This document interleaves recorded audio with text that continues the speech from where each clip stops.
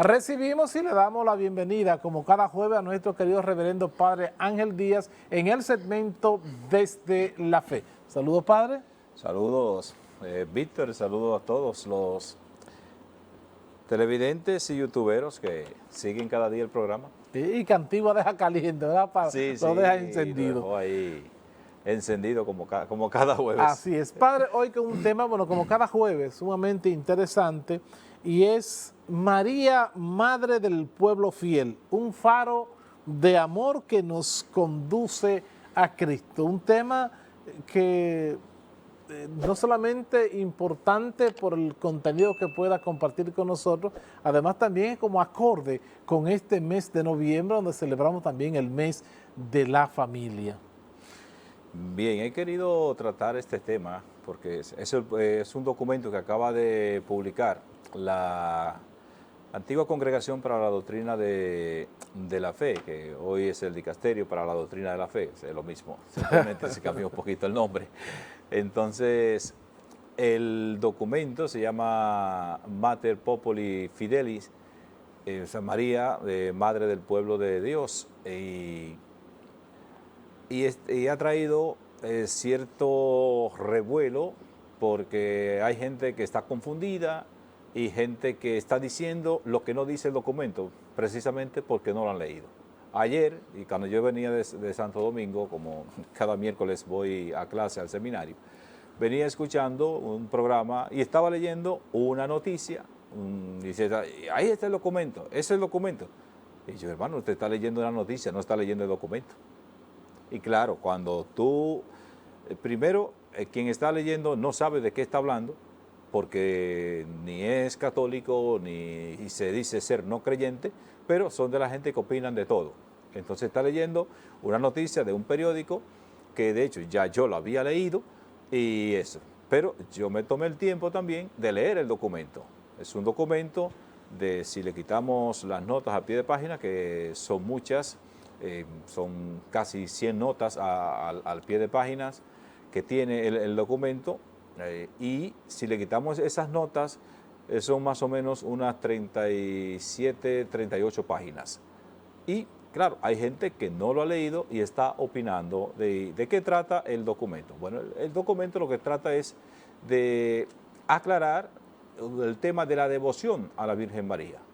Y claro, hay unas peticiones, discusiones que se han dado. No es un documento que sale de la noche a la mañana, como algunos se podría pensar, y de hecho otro de los panelistas de ese programa decía de que no, porque esas son las cosas, las contradicciones de la iglesia. No hay ninguna contradicción, y que no, y este cardenal, pero nunca decía ni siquiera el nombre del cardenal. ¿Por qué lo decía?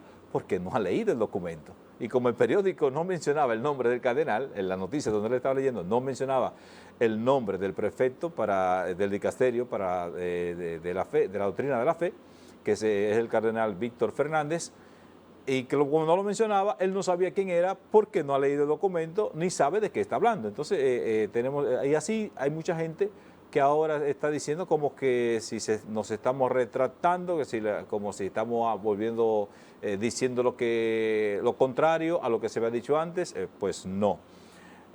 ¿Qué pasa? Hace mucho tiempo, muchos años, décadas, hay vamos a decir, una especie de movimiento teológico, de teólogos, formado por obispos, de sacerdotes, laicos teólogos, etcétera, y mucha gente que han estado haciendo una solicitud de un quinto dogma mariano. Ese dogma sería sobre la corredención, es decir, declarar a María como corredentora de Cristo. Y eso se ha presentado con documentación, con reflexiones teológicas, con muchísimas firmas, más de 8 millones de firmas han presentado haciendo esta petición, pero la iglesia no trabaja por firmas. La iglesia trabaja pues, conforme a la doctrina, conforme a la revelación que se encuentra en la palabra de Dios y en la sagrada tradición de la iglesia. Y esto se ha estado trabajando durante años, hace más de 30 años, que comenzaron las peticiones y las discusiones. Y en los últimos 10 años se ha estado ya discutiendo de forma mucho más cercana todo este asunto. Si bien es cierto que el título de corredentora se ha utilizado en algún momento, pero no en el sentido de decir como que sustituiría el papel único, atención, el papel único de Jesucristo. O sea, el único redentor es Jesucristo, y Jesucristo no necesita una corredentora, como sucede con el... ¿Qué es lo que busca el movimiento? Sí, es lo que estaban buscando. Okay. Que se declarara como un dogma de fe la corredención de María por el hecho de la cooperación que María ha prestado en la obra de la redención del hombre. Porque Jesucristo precisamente ha venido a redimir al género humano. Su sacrificio es un sacrificio para redimir al género humano. Entonces, esas discusiones pues trae confusión, y el documento lo que viene es a aclarar las cosas para que no haya confusión en la devoción mariana. O sea, no es que la iglesia está quitando la devoción a María, no, todo lo contrario. El documento pues lo trata, incluso en la misma introducción de la presentación del documento, los primeros párrafos, inmediatamente lo dice. O sea, aquí no se está examinando este tema para quitar la devoción mariana, sino por el contrario, para aclararla, para promoverla, para exaltarla, porque no podemos negar el papel de María en la historia de la salvación, pero eso no indica que María sea corredentora, porque ella es la primera redimida. Ella es la primera redimida por sus propios méritos, no, por los méritos de Jesucristo. E incluso el Concilio Vaticano II, en la Lumen Gentium, que es el documento sobre la Iglesia y que dedica su último capítulo, el capítulo 8, lo dedica a María como tipo de modelo de la Iglesia. Y el concilio, bajo ninguna circunstancia, utiliza el término corredentora, sino que habla de la cooperación. No tengo la palabra, la frase entera así textual, pero podría yo decir ahora, habla de la cooperación admirable de María en la obra de la salvación. Lo mismo sucede también con el título de la mediación, que se habla de mediadora de todas las gracias. Entonces el documento aclara que no se puede confundir a María como una especie de depósito de donde emana la gracia, porque la gracia solamente emana de Cristo.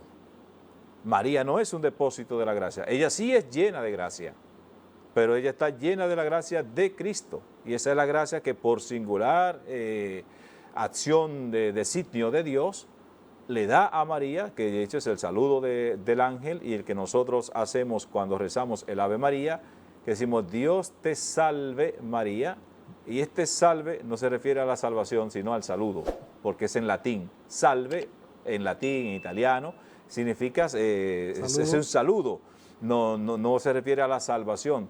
Entonces cuando decimos Dios te salve, es como decir Dios te saluda María. Y ahí inmediatamente dice el ángel Gabriel, que jaritomene, o sea, eres llena de gracia, rebosante de gracia. Y es lo que rezamos en el Ave María. Entonces ella sí es llena de gracia por la singular elección que Dios hizo de ella para ser la madre del Salvador, pero no es la fuente de la gracia. Y entonces para que no se confunda, sea clara.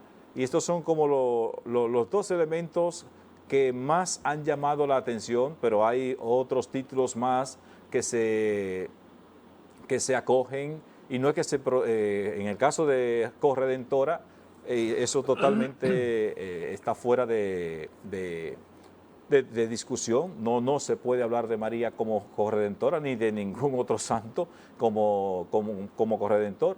porque eso está fuera, y decía el Papa Benedicto en un momento que se discutió eso, cuando él era prefecto de la Congregación para la Doctrina de la Fe, siendo el cardenal Ratzinger, decía, esto se aleja mucho de la revelación, del lenguaje de la revelación, y por tanto no puede utilizarse. Entonces la discusión, repito, no viene de ahora, no es un documento que salió de la noche a la mañana, se juntaron 2 o 3 y vamos a aclarar esto. No, es un asunto. Y han intentado interpretarlo. Sí, hay gente que lo está tratando de interpretar, y el documento lo que hace no es interpretar, sino aclarar la devoción mariana que brota de esa maternidad de María hacia el pueblo de Dios, y por tanto ninguno de los fieles, quien conoce, quien tiene el sentido propio de la fe, sabe que nunca la Iglesia ha llamado a María corredentora, porque también vi a uno de estos, hay un pastor en Santo Domingo que opina de todos los temas, y inmediatamente salió a opinar. Acabando de salir el documento, yo no lo había leído, yo solo sabía que el documento salió antes de ayer en la tarde, y ya en esa misma tarde, noche, ya yo vi la noticia del hombre que estaba opinando, teorizando, o sea, diciendo que no, porque ahí la Iglesia está diciendo lo que nosotros hemos tenido claro siempre. No, la Iglesia lo ha tenido claro, hermano, de toda la vida. Nunca... Él lo interpretó como que estaban alimentándolo a la más o menos. Nunca se le ha llamado a María corredentora, en el sentido de que Jesucristo necesita alguien, un ayudante al lado. Sí, el término se ha llegado a utilizar en algún santo, lo ha utilizado, hay varios santos que lo han utilizado en la historia de la salvación, pero una cosa que lo use una persona particular, y otra cosa es que se use oficialmente en la Iglesia en un documento, que eso mucha gente a veces se confunde. Yo puedo utilizar en una locución, una cosa, puedo utilizar un término, pero eso yo estoy hablando, vamos a decir, al vivo, en el momento. Pero ahora, cuando yo lo utilizo en un documento ya oficial de la Iglesia, es diferente. Es diferente, porque no es lo mismo que yo esté hablando, vamos a decir, una homilía, una conferencia, y en el fragor del pensamiento fácilmente tú usas una palabra que quizás en un escrito no la utilizaría, porque ya el escrito tú lo piensas mejor, lo revisa antes de publicarlo y demás. Entonces tenemos eso, y María pues sigue siendo la madre del pueblo de Dios, por eso Mater Populis Fidelis, madre del pueblo fiel, es la madre del pueblo de Dios, y ella que simplemente nos dice lo que decía un momento el Papa Francisco: María nunca quiso para sí nada que fuera propio de su Hijo. Y el Concilio Vaticano II lo expresa claramente en la Lumen Gentium, que hemos citado anteriormente. Dice de forma tácita que el culto que ofrecemos a María, que es el culto de latría, es un culto en honor a los méritos de Cristo, no en honor a María per se, sino a los méritos de su Hijo Jesucristo, porque todo lo que es María es en orden a Jesucristo. Si no fuera por Jesucristo, María simplemente hubiese sido una mujer que pasó por la historia y una creyente del pueblo de Israel. Pero por Cristo, María es lo que es, y por eso la reconocemos, la veneramos, la respetamos, la amamos, la queremos, y podemos acudir a su intercesión como una intercesión vicaria. Es decir, no es ella la fuente ni la dadora de la gracia, no es ella la que realiza, vamos a decir, el milagro, sino que es Cristo por su petición. Y toda mediación en la vida, en la historia de la Iglesia, toda mediación cristiana es en relación a Cristo. Nosotros igualmente nos convertimos en mediadores entre Dios y los hombres, pero somos instrumentos. Pero recordemos que Jesucristo es el único y gran mediador, y nuestra mediación, igual que la que podría ser la de María, es una mediación vicaria. Cuando una gente me pide: Padre, ore por mí, estoy mediando. Cuando yo le digo a la gente, oremos por esta situación, le estoy pidiendo, mediemos por esta situación. Pero no es que nosotros vamos a lograrlo por nuestro propio mérito, sino que es Cristo, viendo nuestro ruego, pues lo hace. Entonces, así de eso se trata. María, lo mismo. Ella tiene, claro está, una cercanía que nosotros no tenemos con el Hijo, porque ella es su madre, pero no tiene el poder que tiene el Hijo. Entonces, el documento, ¿qué es lo que hace?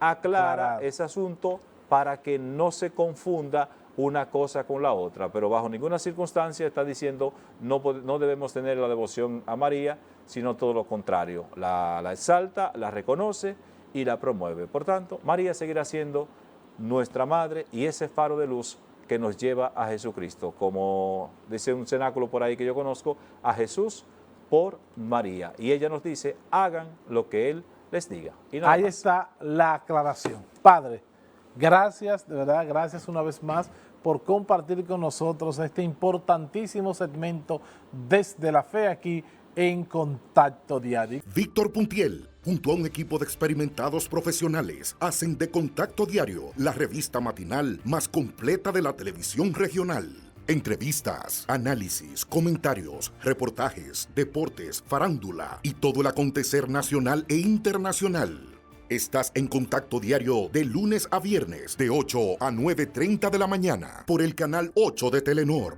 Contacto Diario, la revista matinal más completa de la televisión regional.